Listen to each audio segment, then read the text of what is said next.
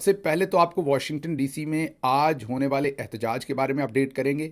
लोग एहतजाज की जगह पर पहुंचना शुरू हो चुके हैं। अब से थोड़ी देर के बाद एहतजाज शुरू हो जाएगा, इसके बारे में अपडेट है। उसके साथ साथ आपको अपडेट करेंगे ईरान इसराइल की जो जंग चल रही है, कॉन्फ्लिक्ट चल रहा है, ईरान पर मज़ीद हमले हो रहे हैं। इस वक्त जब हम आपसे बात कर रहे हैं तो कम से कम 5 ईरानी शहर जो हैं वो इसराइल के हमलों की जद में हैं। इसी तरीके से ईरान भी वापस हमले कर रहा है। इंटरनेशनल जो बहुत सारे लीडर्स हैं उन्होंने भी बातचीत आज करना शुरू की है। अज़रबैजान ने एक बहुत बड़ा ऐलान किया है। इन चीज़ों के साथ आपको अपडेट करेंगे। नवाज शरीफ साहब ने बयान दागा है ईरान इसराइल के ऊपर, उस पर बात करेंगे। फिर ख्वाजा आसिफ ने कुछ बयान दिए हैं इंडिया पाकिस्तान, और बताया है कि 2019 में पाकिस्तान ने इंडिया के सामने सरेंडर कर दिया था। ये क्या मामला है, सारी बातों का अहाता करने की कोशिश करेंगे। लेकिन पहले चलते हैं सीधा वाशिंगटन डीसी पाकिस्तानी एम्बेसी के सामने, जहां पर आज 14 जून बरोज़ हफ्ता 4 बजे दोपहर, ये अमेरिका के टाइम की बात कर रहा हूँ जो इस वक्त मौजूदा टाइम है, इस वक्त एहतजाज के लिए लोग इकट्ठे हो चुके हैं।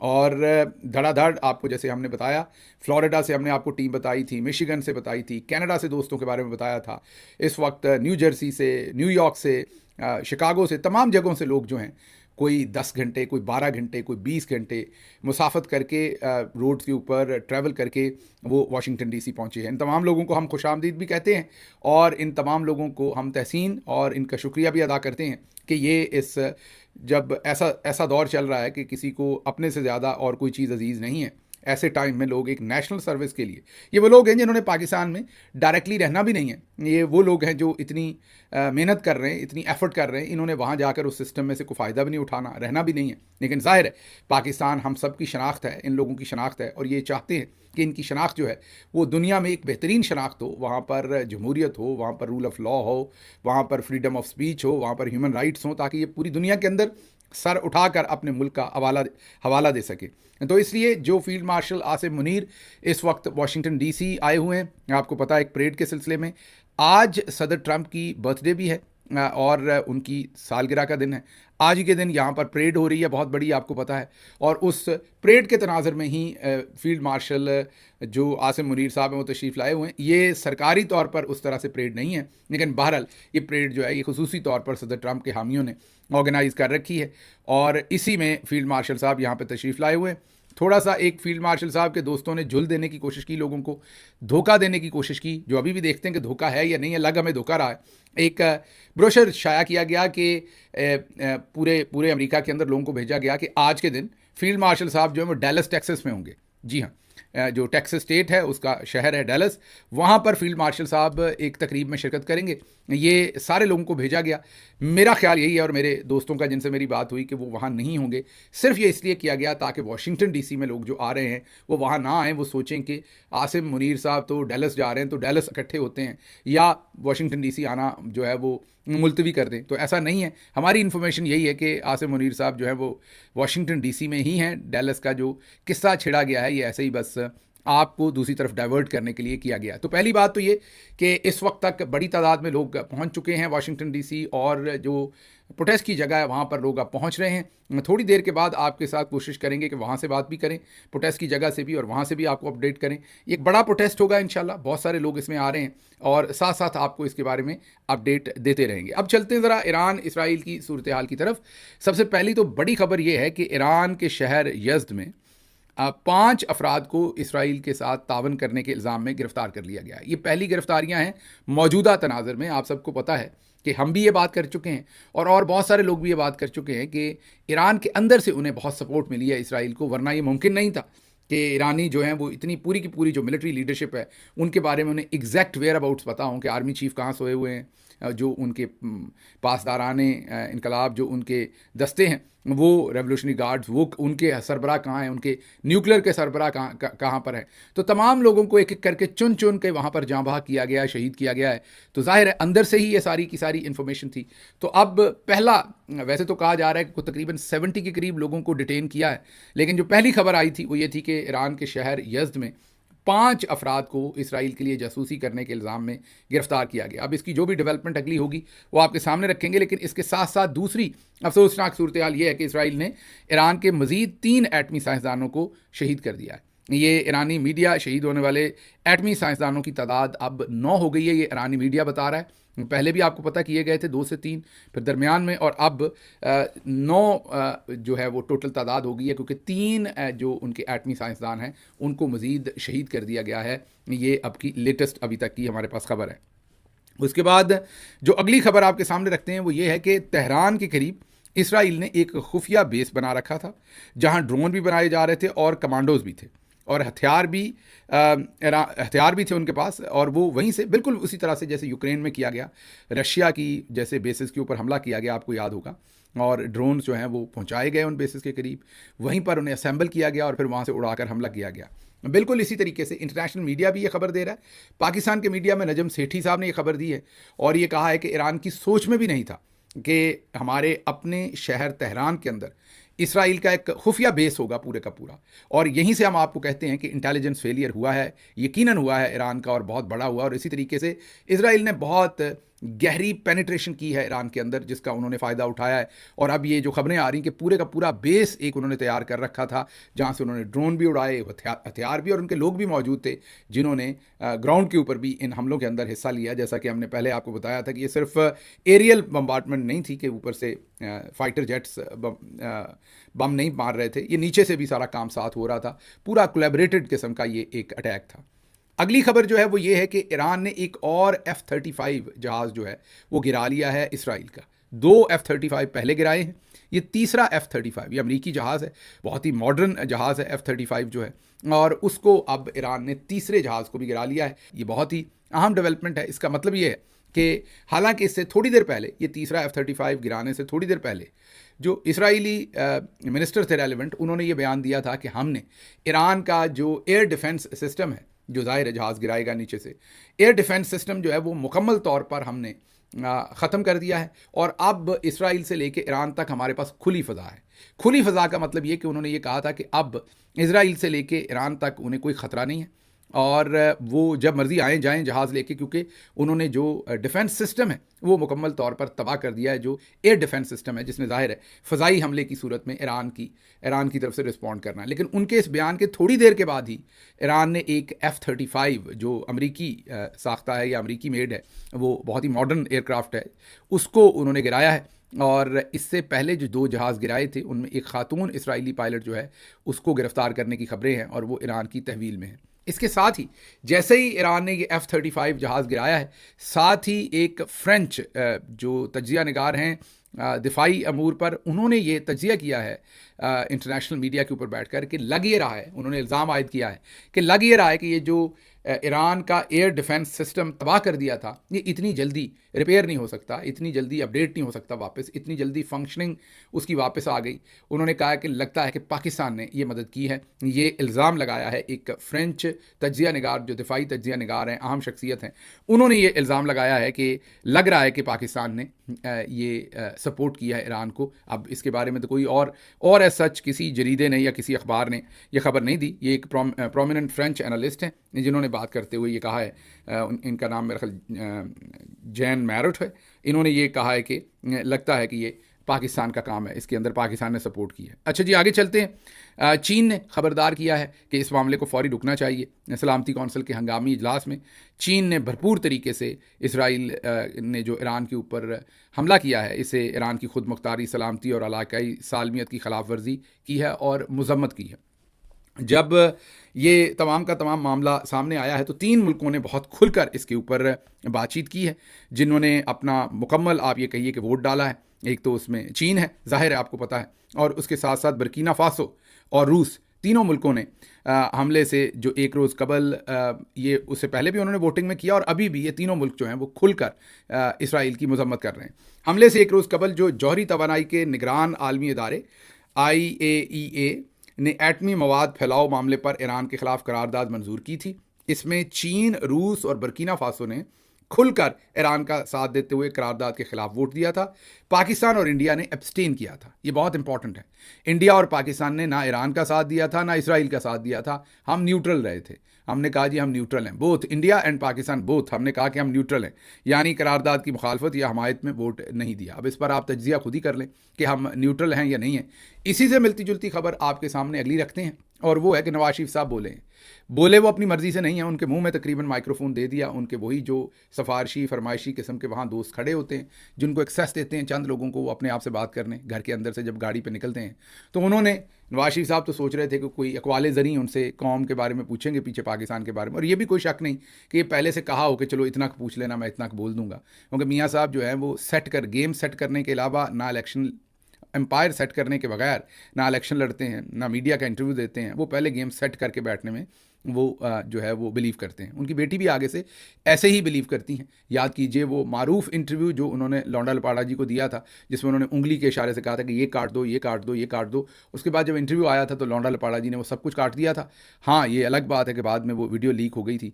उस टाइम तो वो कहते रहे कि किसी के बाप में भी जरूरत नहीं कि कोई मुझे बताए, तो बाद में समझ आया कि बाप में तो नहीं है लेकिन सब्दी माँ जो है उसमें जरूरत है, और लौंडा लपाड़ा जी को ऐसे उंगली पे उन्होंने नचाया था। तो बिल्कुल ऐसे ही नवाज शरीफ साहब जो हैं वो तमाम चीज़ें सेट करके खेलते हैं। मरीम साहबा ने उन्हीं से सीखी हैं। ये ज़रा सुनिए, 2 जुमले आपको सुनवाते हैं। जब उनसे पूछा गया तो उन्होंने ऐसे ही जैसे एक मजबूर बेटी का मजबूर बाप हो वो जैसा बयान देता है उसी तरह का बयान, उसमें उन्होंने बिल्कुल नहीं कहा कि पूरी दुनिया को खड़े होना चाहिए, ईरान के पास दिफा का हक है, पाकिस्तान को ईरान के साथ होना चाहिए, मुस्लिम उम्मा को ईरान के साथ होना चाहिए, हम ईरान के ख़िलाफ़ इस मजम्मत की भरपूर इस हरकत की भरपूर मजम्मत करते ना। उन्होंने सिर्फ कहा कि बहुत बुरा हुआ है। देखे ना, ये बहुत बुरा हुआ है। ये ज़रा सुनिए। इसराइल ने जो ईरान पर हमला किया उस हवाले से कुछ बताओ। बहुत अफसोसनाक है जी, बहुत ही ये आजकल के ज़माने में मेरे ख्याल इससे बड़ी गलती और हो नहीं सकती इसराइल कि उठ के इस तरह से हमला कर दिया। बहुत ज्यादती। सुन लिया आपने। तो एक मरा हुआ मरियल किस्म का जो है वो बयान उन्होंने दिया है। इससे तो अच्छा था ना ही बोलते। अफसोस का इजहार उन्होंने किया है, और अफसोस का भी डरा हुआ इजहार कि कहीं ऐसा कोई लफ्ज़ मुंह से ना निकल जाए कि इसराइल बहादुर जो है वो बाद में इन्हें पकड़ ना ले। तो बहरहाल ये सूरत हाल है जी जो आलमी इदारों के अंदर हो रही है। उसके साथ साथ अब ये भी जर्नैली टाउटों ने यह भी एतराज़ किया है कि इमरान खान के अकाउंट से अभी तक इसराइल की मजम्मत क्यों नहीं आई। हालांकि इमरान खान की तमाम मुलाकातें बंद की हुई हैं। इमरान खान से मुलाकात ही नहीं होने दे रहे, तो मुझे बताइए ट्वीट कहाँ क्या आसमान से आ जानी है। लेकिन एक तो ये पढ़े लिखे नहीं, ऊपर से ये कोशिश नहीं करते, और ना ही इनकी कोई इंटरेस्ट है इसमें कि ये सच बोलें। हर वक्त इन्होंने झूठ बोलना है और झूठा प्रोपेगेंडा करना है। तो अभी प्रोपेगेंडा ये कि इमरान खान के अकाउंट से अभी तक इसराइल की मजम्मत नहीं आई, और ये चीज़ सोचे बगैर कि इमरान खान तक जेल में एक्सेस ही नहीं है, मुलाकात ही नहीं है, तो आप बताइए कि वहाँ से ट्वीट क्या आएगी। हाँ, अगर आपने इमरान खान का पॉइंट ऑफ व्यू देखना है माजी का, तो आप उनकी टाइमलाइन पे जाइए और माजी के उनके ट्वीट देख लीजिए, तो आपको नज़र आ जाएगा कि इसराइल पर, ईरान पर, पूरी सूरत हाल के ऊपर, गज़ा पर इमरान खान का पॉइंट ऑफ व्यू क्या है। लेकिन इसके साथ ही साथ अगर आपने नवाज शरीफ साहब का देखना है, जिसके बारे में टाउट नहीं बोलते, तो आपको याद करना पड़ेगा टेलीविज़न के ऊपर, पाकिस्तान के अपने टेलीविज़न के ऊपर मौलाना अजमल कादरी, मेरा ख्याल PTV पे इनका ये इंटरव्यू आया था, जिनको नवाज शरीफ साहब ने खुद भेजा था इसराइल, क्योंकि इसराइल को तस्लीम करना चाहते थे। ये अजमल कादरी साहब ने बताया था।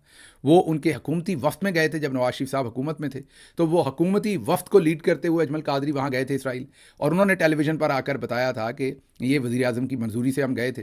तो एक तरफ नवाज शरीफ हैं जो इसराइल को बिल्कुल मंजूर करने को तैयार थे और वफ्द भी भेज रहे थे, और उस पर एतराज़ नहीं है, लेकिन दूसरी तरफ इमरान खान की तरफ से कोई ट्वीट नहीं आया, जिनके साथ किसी का रब्ता ही नहीं है। रब्ता होगा तो ज़ाहिर ट्वीट होगा, उस पर एतराज़ किया जा रहा है। आगे जो मैं आपको बताता हूँ कि दुनिया के सबसे बड़े मुनाफिक जो सहाफ़ी हैं, ये मैं सबसे बड़े का लफ्ज़ बहुत सोच के कह रहा हूँ, वैसे बुरे बुरे लोग उनसे भी होंगे, लेकिन ये क्योंकि दिन का आगाज़ अल्लाह के नाम से, दुरूद शरीफ से करते हैं, और उसके बाद सारा दिन झूठ और मुनाफिकत के ऊपर बसर करते हैं। मैं जनाब अंसार अब्बासी साहब की बात कर रहा हूँ। उन्होंने एक ट्वीट को रीट्वीट किया है। ट्वीट ये है कि शहबाज गिल का इसराइल के खिलाफ कोई बयान नहीं आया, ये इसराइल का टाउट है, और अभी तो बिल्कुल कामल यकीन हो गया है। जो बंदा छोटी छोटी बातों पर हज़ारों ट्वीट कर देता है, इतने बड़े मसले पर इसका कोई बयान इसराइल की मजम्मत में क्यों नहीं आया। ज़रा चेक करें, अंसार अब्बासी साहब की तकलीफ़ चेक करें कितनी है कि उन्होंने इस ट्वीट को रीट्वीट किया। हालांकि अगर आप हमारे पिछले सारे व्लॉग देखें तो पहली स्टोरी ही हम इसराइल और ईरान पर कर रहे हैं, और भरपूर तरीके से कर रहे हैं। अब क्योंकि हमारा सारा फोकस इस हमारे व्लॉग पर है, क्योंकि आप तक इन्फॉर्मेशन पहुंचानी है, तो ट्वीट्स के ऊपर मेरी वैसे ही आजकल तवज्जो जो है पिछले 1 साल से 1.5 साल से उतनी नहीं है, क्योंकि इस मीडियम से मैं आपसे ज़्यादा बात करता हूँ और इसी मीडियम से सारी चीज़ें आप तक पहुँचाई जाती हैं। लेकिन मैंने आपको कहा कि इनकी मुनाफिकत को ज़रा चेक करें। ये वही अंसार अब्बासी हैं जब पाकिस्तान के अंदर फ़लस्तीन, गज़ा के लोगों का नाम लेना जुर्म बना हुआ है, पिछले आपके सामने साल 1.5 साल से फ़लस्तीन का झंडा कोई लहरा दे तो उसे गिरफ्तार कर लिया जाता है। ये लोग खामोश हैं, वहाँ इन्होंने मौसर आवाज़ ना उठाई जो उठानी चाहिए थी, लेकिन अब ये अपने सियासी मुखालफिन पर ताने जो हैं वो कस रहे हैं। अच्छा जी, अगली खबर जो है, आखिरी खबर आपके सामने रखनी, लेकिन बहुत ही ये हैरानकुन खबर है, मैं यही कहूँगा। अभिनंदन की वापसी सरेंडर था, ये पाकिस्तान का वज़ीर दिफा कह रहा है। पाकिस्तान का वज़ीर दिफा कह रहा है कि 2019 में उस वक्त के वज़ीर आज़म और उस वक्त के आर्मी चीफ ने इंडिया के सामने सरेंडर कर दिया था। जी हाँ, ये आप दुरुस्त सुन रहे हैं। ये दूसरी बकवास है, माजरत इस लफ्ज़ पर, ये दूसरी बकवास है जो पाकिस्तान के वज़ीर दिफा ने, एक तो बड़ी बकवास की मैं बात कर रहा हूँ, एक तो वो 30 सालों से हम दहशतगर्दों को पाल रहे हैं, ये काम कर रहे हैं, ये गंदा काम हम कर रहे हैं, ये इन्होंने स्काई न्यूज़ के ऊपर याल्दा हाकिम के प्रोग्राम पर एडमिट किया था, याद कीजिए। आज ये दूसरी बड़ी बकवास की है जिसमें इन्होंने कहा है कि अभिनंदन की वापसी सरेंडर था, उस वक्त के आर्मी चीफ और वज़ीर आज़म इस इमारत में फैसले अलहदगी में किए। अवान में जो टांगें कांपने की बात की गई, ये तारीख है जिस पर हम शर्मिंदा हैं। मतलब उन्होंने कहा कि बिल्कुल हमारे आर्मी चीफ जो हैं उनकी टांगें भी कांप रही थी। अवान में ये जो हमने बात की, हम उसके ऊपर बिल्कुल खड़े हैं और हम शर्मिंदा हैं। उस वक्त के आर्मी चीफ और वज़ीर आज़म ने मिलकर कौमी वकार को ठेस पहुंचाई।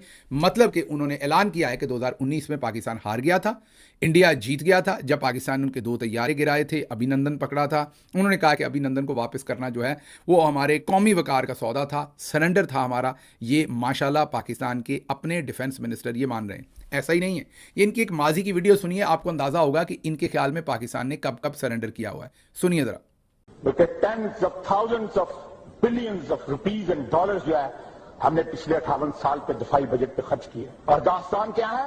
48, 65, 71, 84 और 99। कोई आजाद कमीशन जो है इस मुल्क के नुमाइंदों का अगर बैठा दें और इन 5 जंगों की इंक्वायरी करवाएं तो किसी भी शख्स में एक रत्ती भर भी जो सेल्फ रिस्पेक्ट होगा तो उसका सर जो है झुक जाएगा।